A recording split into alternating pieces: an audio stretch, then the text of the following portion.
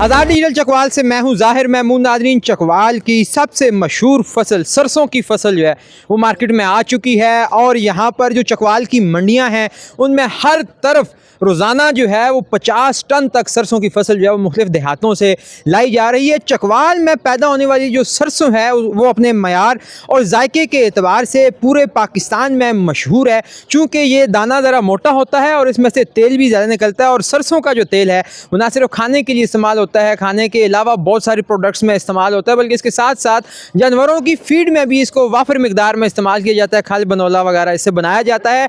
और जब ये फसल चकवाल से उठा ली जाती है तो मंडियों में इतना रश लग जाता है कि पूरे पंजाब से लोग जो हैं वो यहाँ से सरसों खरीदने के लिए आते हैं। मेरे साथ इस वक्त जो है इसी मंडी के एक आड़ती मौजूद हैं, इनसे हम बात करते हैं और जानते हैं कि इस दफ़ा सरसों की फसल कैसी हुई है, कितनी की फसल अभी बाकी घरों में पड़ी हुई है और इस सरसों की क्या अफादियत है। अस्सलाम वालेकुम सर। वालेकुम अस्सलाम जी। क्या नाम है? मेरा नाम आसिम है जी। और आप यहाँ पर बतौर आड़ती काम कर रहे हैं? जी अल्हम्दुलिल्लाह जी, मैं आड़ती कैसी से काम कर रहा हूँ यहाँ पे चकवाल गला मंडी में। कितने अरसे से? तकरीबन मुझे 33 ईयर्स हो गए, 33 साल हो गए हैं जी। अच्छा, 33 साल से आप यहीं पे काम कर रहे हैं, तो हर दफ़ा सरसों की फसल आपके पास आती है? जी हर साल। ये तकरीबन अप्रैल के आखिरी हफ्ते में शुरू हो जाती है और तकरीबन जून तक चलती है, 2-3 महीने चलती है ये। अच्छा, तो ये पहले तो ये बताएं कि क्या ये फसल को मुनाफा बख्श है? ज़िम्मेदार के लिए मुनाफा बख्श है जी। इसके काश्त पे अखराजात कम आते हैं, लेकिन मौसम की तब्दीली की वजह से ज़िम्मेदारों को कुछ नुकसान हो रहा है। कुछ गवर्नमेंट की ध्यान न देने की वजह से, खाद महंगी होने से, डीज़ल महंगे होने से ज़िम्मेदार को बहुत बड़ा लॉस हो रहा है। लास्ट ईयर फसल हर साल ज़िम्मेदार का तकरीबन वही पिछले साल वाले रेट है, लेकिन ज़िम्मेदार को अखराजात बहुत ज़्यादा आ रहे हैं। खाद के रेट ज़्यादा हो गए हैं, डीज़ल के रेट डबल हो गए हैं, मशीनरी के रेट डबल हो गए हैं। ज़िम्मेदार इस दफ़ा लॉस में जा रहा है, क्योंकि ये ज़िम्मेदार के ऊपर गवर्नमेंट को काफ़ी तवज्जो देनी चाहिए, क्योंकि हमारा मुल्क एक ज़री मुल्क है।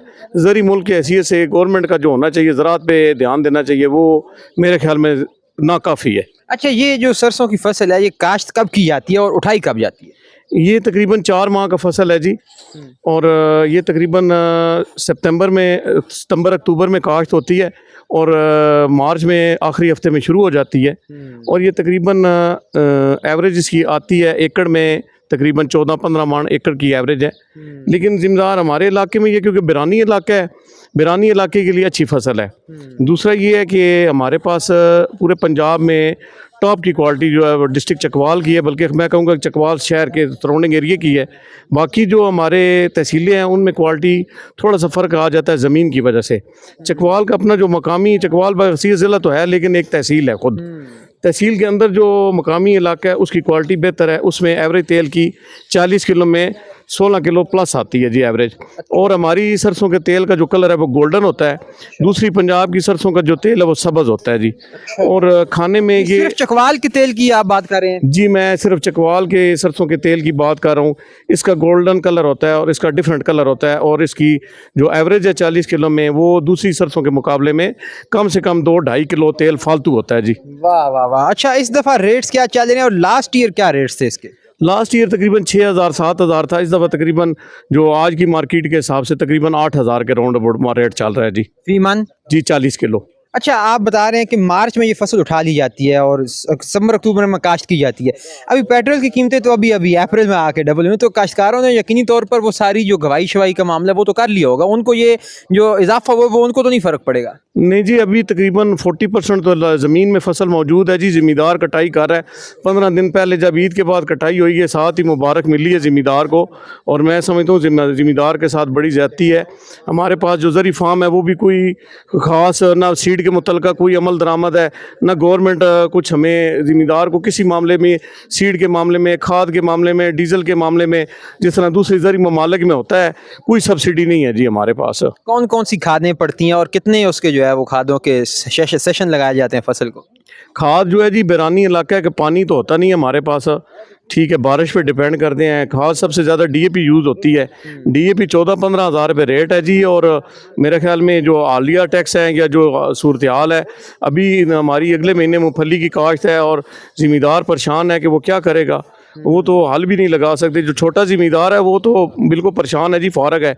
जिनकी रेंट पे मशीनरी है या ज़मीन रेंट पे है वो तो ज़मींदार बेचारा पिस गया है जी। अच्छा, आप अब चूंकि आड़ती हैं, ज़मींदार तो नहीं है, 33 साल से अब यही काम कर रहे हैं, और ये अमूमी तौर पे कहा जाता है कि आड़ती ऑब्वियसली मिडिल मैन होता है, सबसे ज़्यादा मुनाफा जो है वो मिडिल मैन ले जाता है, ना ज़मींदारों को वो सही तरह पैसा बनता है और ना ही जो है वो हुकूमत इतनी पाबंदियाँ लगाती है। इस हवाले से आप क्या कहते हैं? देखिए जी, बात यह है कि आजकल सोशल मीडिया का दौर है, इंटरनेशनल रेट सारे चल रहे होते हैं माशाल्लाह। आजकल जो हमारे ज़मींदार हैं, उनके जो बच्चे हैं, यंग जनरेशन है, पढ़ी लिखी है, वो हर चीज़ सर्च कर लेते हैं। उनको पता होता है कि इंटरनेशनल मार्केट किधर जा रही है, किधर नहीं जा रही। वो माशाल्लाह आज यंग जो ज़मींदार हैं या उनके बच्चे हैं, वो माशाल्लाह समझदार हैं, ऐसी कोई बात नहीं है।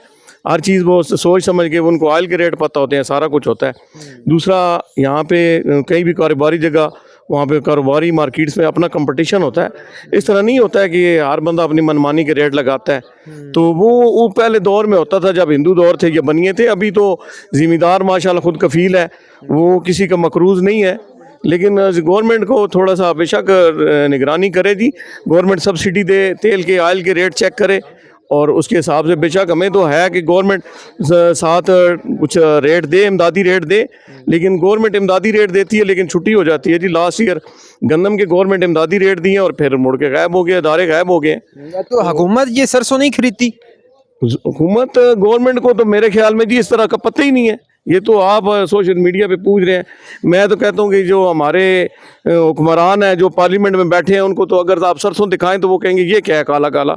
तो मैं तो ये बड़ी कड़वी बात है, तो बेशक आप क्योंकि आपसे ही लोग खरीदते होंगे ना आके मंडी में, तो हुकूमत जिस तरह गंदम की खरीदारी करती है, सरसों की खरीदारी नहीं करती। गवर्नमेंट इस बारे में जी कोई इमदादी नहीं है, किसी मामलात में भी ना कोई ना इमदादी रेट है, ना इस मामले में कोई चीज़ नहीं है, किसी मामले में खरीदारी नहीं करती। नहीं, बिल्कुल खरीदारी नहीं करती है। कौन लोग खरीदते हैं फिर इसको? खरीद इसमें छोटे छोटे स्पेलर वाले होते हैं, जिनसे लोग घरों के लिए, खाने के लिए आयल या वैसे यूज़ के लिए प्राइवेट लोग खरीदते हैं। प्राइवेट लोग, छोटे छोटे ज़मींदार से अपना इलाके के लोग होते हैं, घर में खाने पीने के लिए, वैसी दूसरी ज़रूरियात ज़िंदगी के लिए यूज़ करते हैं इसको। एक हेयर के लिए भी ये एक टॉनिक है और बहुत ज़बरदस्त चीज़ है।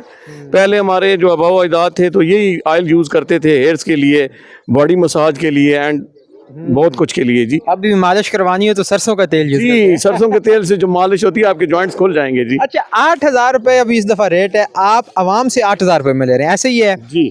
तो आगे मिसाल के तौर पे मैं आपसे सरसों खरीदने लेना चाह रहा हूँ अपनी फीड के लिए या किसी भी काम के लिए, तो आप मुझे किस तरह बेचेंगे? सर हम 8,000 रुपये ले रहे हैं, हमें कोई आएगा बंदा खरीदार आ जाए तो रोज़ को रोज़ रेट होता है, हम उससे ज़्यादा 8,050 या 8,100 में दे देंगे जी।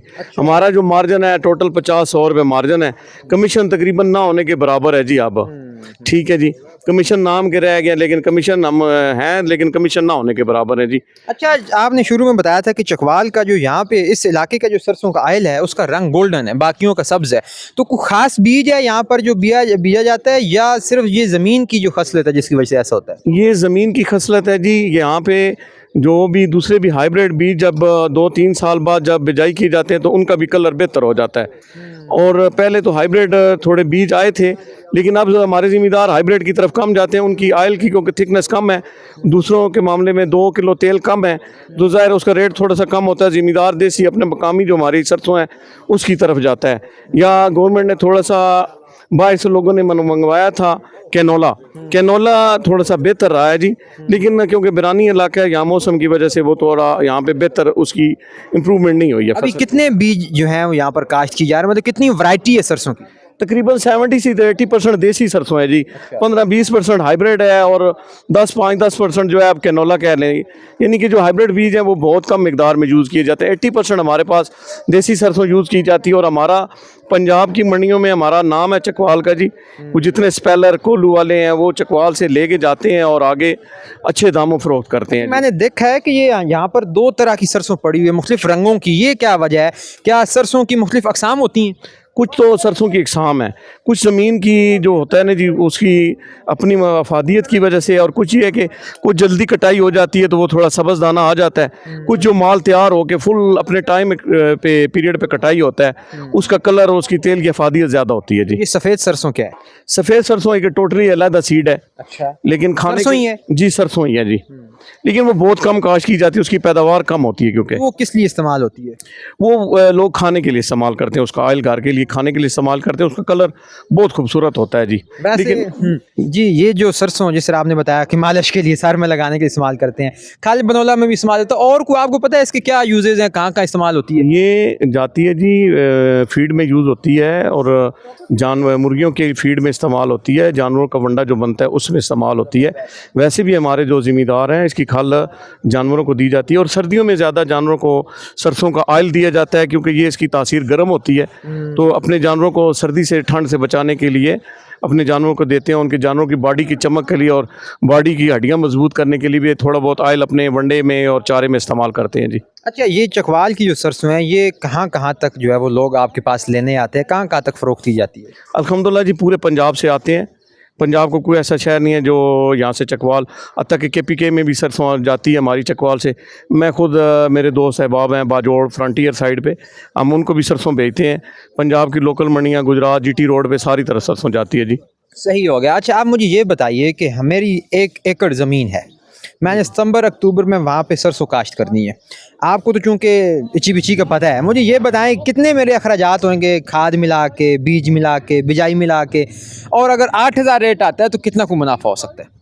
भाई इतना ख़ास मुनाफा नहीं है, ज़मींदार का एक बेचारे का सर्कल है जी, क्योंकि वो अपनी ज़मीन को छोड़ नहीं सकता है, ज़मीन उनकी बेकार हो जाती है जी।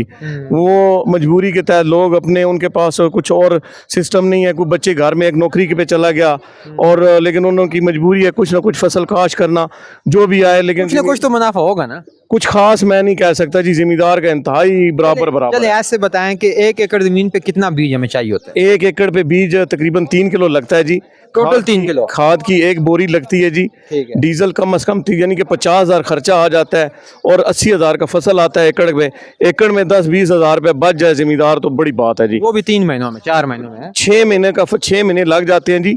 पहले बिजाई से पहले 2-3 महीने पहले ज़मींदार ज़मीन को तैयार करता है, फिर उसके बाद उनकी कटाई है, घवाई है, मशीनरी कमी की बहुत कीमती मशीनें हैं, मशीनें यूज़ होते हैं, बहुत बड़ी इन्वेस्टमेंट है जी इसके पीछे भी। तो फिर इस फसल का सबसे ज़्यादा फ़ायदा किसको होता है? ज़मींदार को, मिडल मैन यानी आड़ती को, या जो आगे खरीद के फीड बना रहा है उसको? इसमें मेरे ख्याल में जी सबसे फ़ायदा होता है स्पेलर वाले को। स्पेलर वाला खल अपनी मर्ज़ी से बेचता है, ऑयल अपने परचून रेटों में बेचते हैं किलो के हिसाब से। सबसे ज़्यादा कमाई अगर करता है तो वो ऑयल मिल यानी कि आगे कोल्हू वाले, लेकिन वो भी उनके पास इतनी बड़ी सेल तो होती नहीं है कि रोज़ाना एक ट्रक बिक जाए, उनके पास भी मनों के हिसाब से होती है, तो वो उनका भी एक मंथली एक सिस्टम चला हुआ है कि मार्जिन का चक्कर चल जाता है। बहुत बहुत शुक्रिया जनाब, thank you so very much. तो नाज़रीन, आपने देखा कि चकवाल की जो सरसों की फसल है वो किस कदर जो है वो ऑयल के लिए ज़रखेज़ है, और उसमें से जो ऑयल की एवरेज है वो भी बाकी इलाकों की सरसों से ज़्यादा, और पूरे पंजाब से लोग यहाँ पर सरसों ख़रीदने आते हैं। और इसकी ख़ास वजह यह है कि ये चकवाल की सरसों है। इस दफ़ा इसके रेट्स भी इन्होंने मुझे बताया कि 8,000 रुपये फ़ी मन है। ज़मींदारों की क्या सूरत हाल है, ये फसल कैसे काश्त की जा सकती है, जितनी भी मालूमात मुमकिन थी सरसों की फसल के हवाले से वो हमने आपको बता दी। और यहाँ पर मैं ये भी बताता चलूँ कि ये वही फसल है जिसके जो पत्ते हैं वो आप साग के तौर पर सर्दियों में खाते हैं। तो अब ये फसल तैयार होकर मंडियों में आ चुकी है। इसके साथ ही मुझे दीजिए इजाज़त, देखते रहिए आज़ाद डिजिटल। खुदा हाफिज़।